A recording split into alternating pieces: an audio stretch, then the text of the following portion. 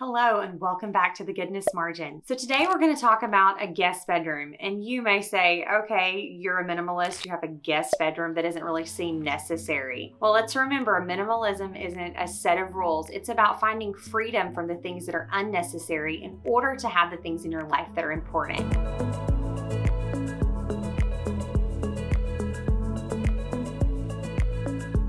Some of you may not know this about me, but my husband is a minister, and for 7 years we traveled. We traveled the United States, North America, and we stayed in a lot of different people's homes, and we were really blessed by their hospitality. So when we were shopping for a house, we knew that finding a home that had a guest bedroom was really important to us. That's a value that we have. Now, you may not have a room that you can dedicate specifically to guests, and sometimes we have guests that stay and they have kids, or we have more than one person staying at a time, and so we'll convert one of our kids' rooms into a guest bedroom as well. So these principles can still apply to you even if you don't have a room specifically designated for guests. So first I want to talk about what you don't want to have in the room. You don't want to have a bunch of clutter, and that's really anywhere in your house, but especially in a place where you are going to have guests come in.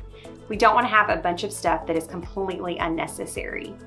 Thankfully, while that we've been able to purge our home from the unnecessary, this room does not have anything in it that does not specifically pertain to the needs of a guest. Here are some things you do want to have in this room.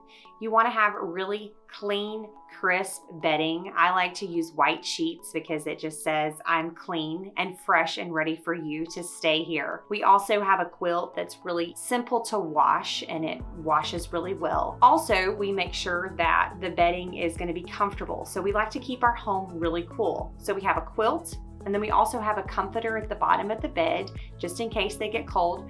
We also have some extra blankets up in the top of the closet in case someone is really cold. Maybe they're not comfortable with the temperature that we keep our home. I'm sure to keep some extra pillows. I know that my husband and I, we each sleep with more than one pillow. And so sometimes if we go somewhere that there's only one pillow a piece, we're a little bit uncomfortable. For each bedside table, you're gonna want a lamp. You're gonna want a place that it's really easy for them to have access to a plug-in. We also keep a old-time alarm clock, just in case someone doesn't use their phone, they need an alarm clock. We keep that. Lots of times it's unplugged because people don't want the light, but it's there accessible to them. There is a frame beside the bed that has our home address. It has my phone number, my husband's phone number, just in case whoever's staying doesn't have that.